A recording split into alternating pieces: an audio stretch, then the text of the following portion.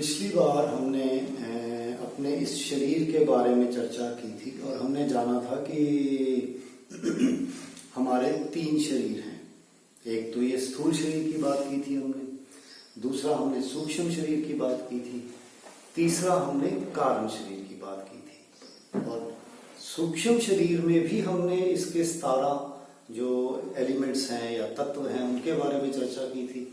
उसके बारे में हम इस निष्कर्ष पे पहुंचे थे, हम आ गए थे मन और बुद्धि, मतलब 10 इंद्रियां, 5 प्राण, मन और बुद्धि। मन के लेवल तक हम सब एक हैं, ये भी हमने डिस्कस किया था। बुद्धि में ही हमारा एक दूसरे के साथ अंतर है। फिर तृतीय लेवल जो था, जो आत्मा या हमारा कारण शरीर या कैजुअल बॉडी जिसको बोलते हैं, उसमें हमने कहा था उसमें अंतर सिर्फ इतना है कि हमारा लाइफ स्पैन कितना है, कि हमें किसी को 5 साल के लिए उम्र मिली है तो किसी को 50 के लिए, तो किसी को 100 के लिए। तो ये अंतर उस लेवल पे है। सो बेसिकली सारा लेवल सूक्ष्म शरीर में बुद्धि का ही खेल है, ये सारा जो हमने डिस्कस किया था। अब आज क्योंकि मन और बुद्धि यही सबसे इंपॉर्टेंट टूल है हमारे पास, जिसके बेसिस पे हम ये जीवन जीते हैं, तो इनके बारे में मैं आज आपको थोड़ा सा और आगे चर्चा को बढ़ाते हुए इसके बारे में आज मैं डिस्कस करूंगा। जैसे मैंने कहा था कि मन का जो केंद्र बिंदु है वो बुद्धि है।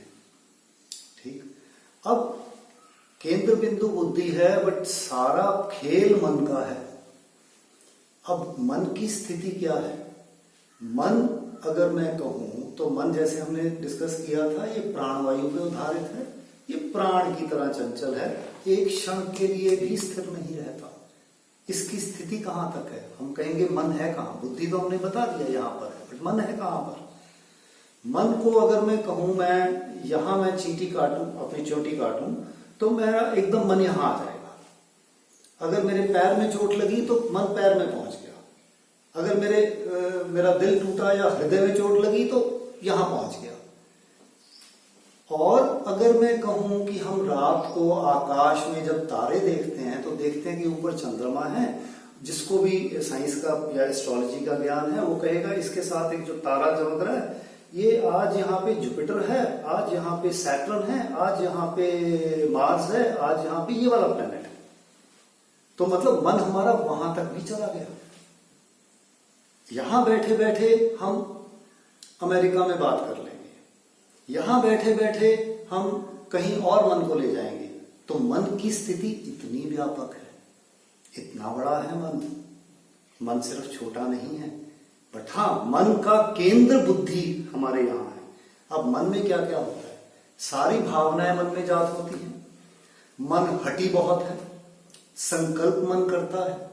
हम अगर कोई भी कार्य करते हैं, अगर उसमें हमारा मन नहीं है तो हम कर नहीं पाते हैं, जिसको हम पैशन बोल देते हैं। हम कोई भी काम पूरे दिल से करेंगे, पैशनेटली करेंगे, तो हम उसमें सिद्ध हो जाएंगे। ये सारे मन के कार्य हैं। मन के बिना हमारी गाड़ी नहीं चल सकती, पहली बात। बट दूसरी बात मैंने ये कहा था कि मन के पास विचार शक्ति नहीं है। मन ये भले बुरे का विचार नहीं करता है। उसका क्या फल निकलेगा, क्या फायदा होगा, क्या नुकसान होगा, ये मन का काम नहीं है। मन तो सिर्फ जैसे कहा बच्चे की तरह है, या मन को मैं आज ये कह सकता हूं, मन की आंखें नहीं है, मन अंधा है। पर मन हठी बहुत है, बच्चे की तरह हठी है। जैसे बच्चा होता है ना, उसको मना किया जाएगा कि ये चीज नहीं करो तो वो वही करेगा, वो उसको छोड़ेगा ही नहीं। हम जैसे बच्चे थे तो हम क्या करते थे? हम बिजली का सॉकेट है, हम उसमें भी उंगली करके देखेंगे। जब तक हमें करंट नहीं लगा, झटका नहीं लगा, हम हटेंगे नहीं। हम बेड पे हैं तो हम रोल कर जाएंगे, जब तक नीचे नहीं गिरे तब तक हम समझेंगे नहीं कि हमें क्या हुआ। तो ये जो झटका लगा या जो हम नीचे गिरे, उसको मैं कहूंगा कि उस मन के अंदर हमें क्या आया?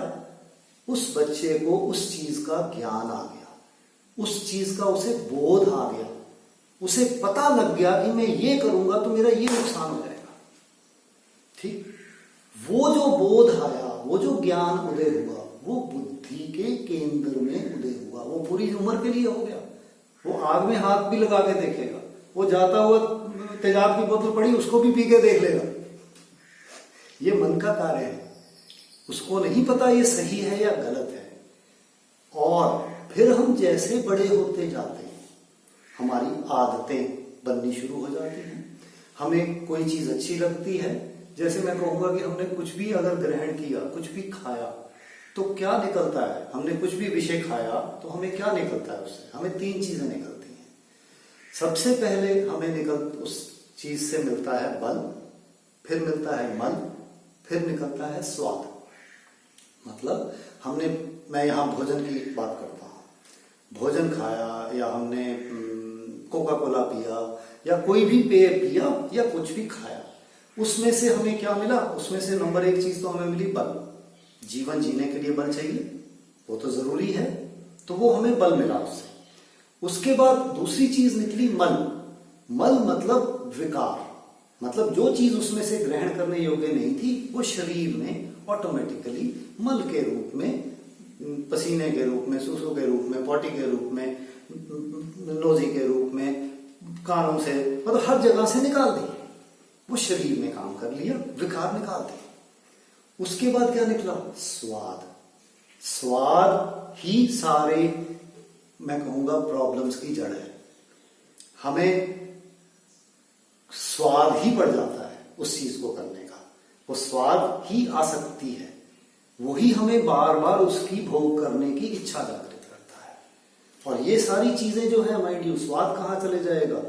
ये स्वाद और मल जो है, ये सब हमारे अर्जित, हमारे ज्ञान में चले गए कि इससे हमें ये चीजें मिली। बल्कि भाई ज्ञान में चला गया, खाया शरीर ने, बट ज्ञान बुद्धि में चला गया, उसको ज्ञान मिल गया।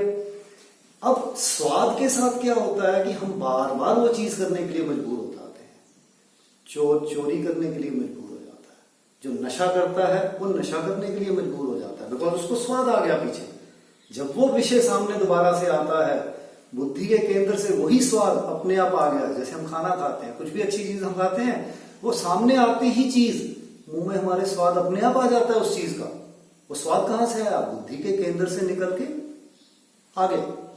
और उसके बाद में जब वो स्वाद आ गया तो फिर मन नहीं रुकेगा, फिर मन इंद्रियों के साथ लग के उस विषय को ग्रहण कर लेगा। ये तो स्थूल बात हो गई, खाने की बात हो गई। इसी तरह 5 विषय हैं। आंख से देखते हैं, जैसे मैंने कहा, कानों से सुनते हैं, त्वचा से टच करते हैं, सूंघते हैं। हम इन सभी इंद्रियों से जो ग्रहण करते हैं, उस चीज को काम कहा जाता है। सिर्फ काम वो नहीं है कि हम नौकरी करने गए या हम उसे काम वासना से, सेक्स से रिलेट कर लेते हैं, वो नहीं है काम। सारी इंद्रियों से जो हमने ग्रहण किया वो काम होता है। और उस काम के साथ ही हर एक इंद्रिय से जो ग्रहण किया, उसके साथ हमें बल भी मिलेगा, उसके साथ हमें मन भी मिलेगा, उसके साथ हमें स्वाद भी मिलेगा। जब ये तीनों चीजें मिल गई तो बल तो हमें चलो चाहिए, वो तो एक चीज हो गई। दूसरी चीज जो मल और स्वाद है, जहां तक भोजन का ताल्लुक है, वो तो हमने शरीर में निकाल दिया।